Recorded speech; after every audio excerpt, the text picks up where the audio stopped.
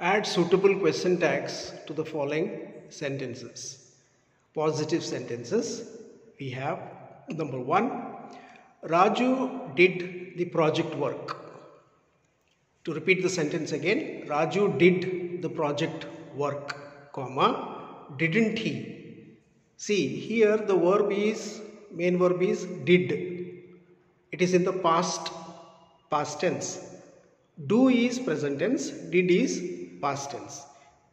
In my last lecture, I have given you examples on do, does and other things. Have, has, had also.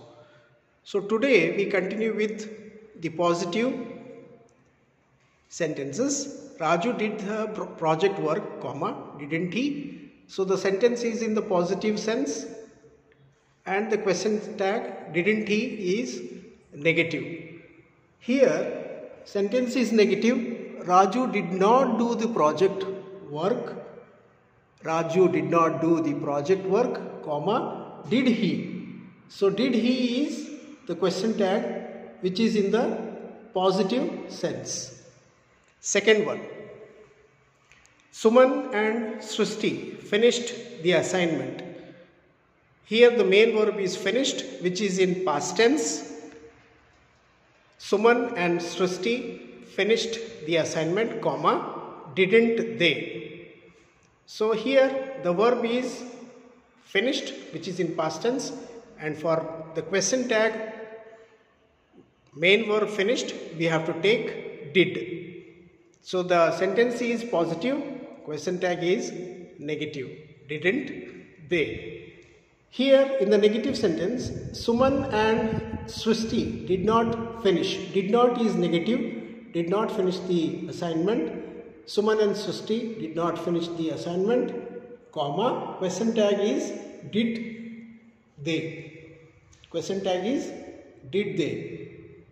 ಯಾಕೆ ಇದು did they ಆಯಿತು ಅಂದರೆ ಇಲ್ಲಿ negative sentence did not finish underline ಮಾಡಿದ್ದು negative ಇರುವಾಗ ಇಲ್ಲಿ question tag ಏನಾಗ್ತದೆ positive ಆಗ್ತದೆ. Did they.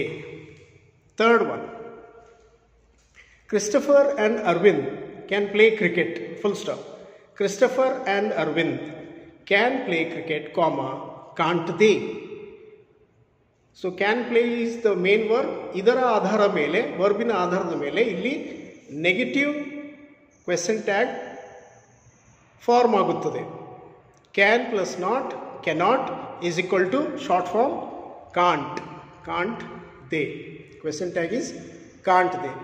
Then the negative sentence, Christopher and Aravind cannot play. So ಇಲ್ಲಿ ನಾವು ನೆಗೆಟಿವ್ ಸೆಂಟೆನ್ಸ್ ತಗೊಂಡಾಗ ಕ್ವೆಶ್ಚನ್ ಟ್ಯಾಗ್ ಏನಾಗ್ತದೆ, Christopher and Arvind cannot play cricket, comma, can they? Can they is the question tag which is in the positive sense. Positive ಅರ್ಥದಲ್ಲಿ ಅದು can they ಆಯಿತು. Fourth one. The students could dance well on the stage. Could dance. ಅಂದರೆ ಇಲ್ಲಿ ಮೂರನೇ ವಾಕ್ಯ can verb, modal auxiliary verb can ಇದ್ದಿದ್ದು ಇಲ್ಲಿ ನಾವು ಪಾಸ್ಟ್ ಟೆನ್ಸ್ ಅನ್ನು ತಗೊಂಡಿವು.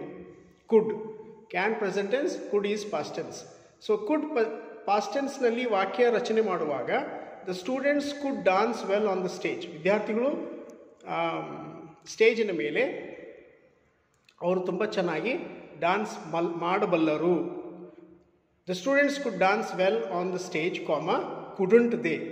ಈ COULD ಕುಡ್ ಇದಕ್ಕೆ ನಾವು ನಾಟ್ ಹಚ್ಚಿದಾಗ ನೆಗೆಟಿವ್ ಆಗ್ತದೆ. Could plus not is equal to could not, couldn't, couldn't they.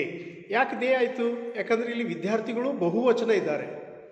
ನಾಲ್ಕನೇ ಸೆಂಟೆನ್ಸ್ನಲ್ಲಿ ಸ್ಟೂಡೆಂಟ್ಸ್ ಬಹುವಚನ, ಸ್ಟೂಡೆಂಟ್ ಏಕವಚನ, ಸ್ಟೂಡೆಂಟ್ಸ್ ಬಹುವಚನ, ವಿದ್ಯಾರ್ಥಿಗಳು ಬಹುವಚನ ಇದ್ದಾಗ ಇಲ್ಲಿ ಪ್ರೊನೌನ್ ಏನಾಗ್ತದೆ, ದೇ ಆಗ್ತದೆ.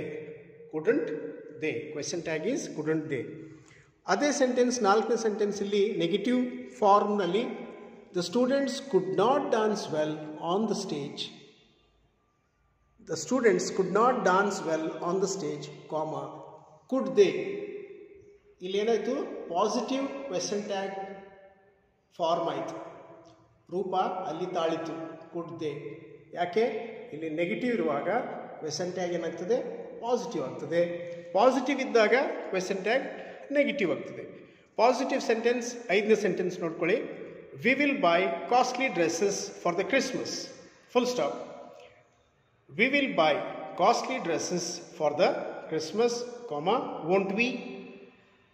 ವೋಂಟ್ ಯಾಕಾಯಿತು? Will plus not. Will not ಹೋಗಿ ಏನಾಗ್ತದೆ? ವೋಂಟ್ ಆಗುತ್ತದೆ. ವಿ ಪ್ರೊನೌನ್ ಸಬ್ಜೆಕ್ಟ್ ವಿ ಇದೆ ಸ್ಟಾರ್ಟಿಂಗ್ನಲ್ಲಿ, ಅದೇ ವಿ ಅನ್ನು ನಾವಿಲ್ಲಿ ಕೊನೆಗೆ ಹಚ್ಚಿ question tag won't we negative ಫಾರ್ಮ್ನಲ್ಲಿ ಆಕಾರದಲ್ಲಿ ಇಲ್ಲಿ ರೂಪ ತಾಳುತ್ತೆ. ಅದೇ ಸೆಂಟೆನ್ಸನ್ನು ನೆಗೆಟಿವ್ ರೂಪದಲ್ಲಿ we will not buy costly dresses for the Christmas. We will not buy, underline ಮಾಡಿದ್ದು ಕೂಡ ನೀವು ಅಂಡರ್ಲೈನ್ ಪುಸ್ತಕದಲ್ಲಿ ಮಾಡ್ಕೊಳ್ಳಿ, ಅಂಡರ್ಲೈನ್ ಮಾಡಿದ್ದೆಲ್ಲ. We will not buy costly dresses for the Christmas. Will we, ಯಾಕೆ ಇಲ್ಲಿ ವಿಲ್ ಆಯಿತು? ಇಲ್ಲಿ ವಿಲ್ ನಾಟ್ ಬೈ ನೆಗೆಟಿವ್ ಇದ್ದಿದ್ದು ಇಲ್ಲಿ ಏನಾಯಿತು? ಪಾಸಿಟಿವ್ ಆಯಿತು. Will we question mark.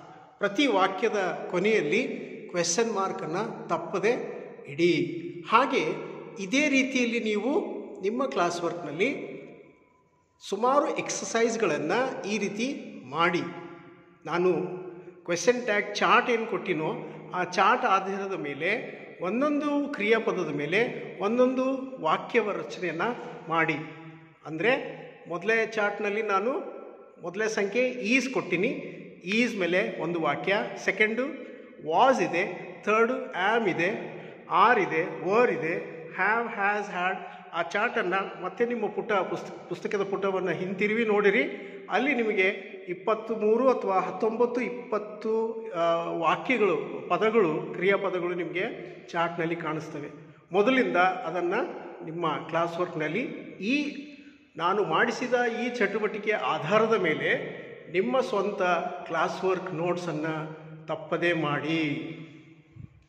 Thank you.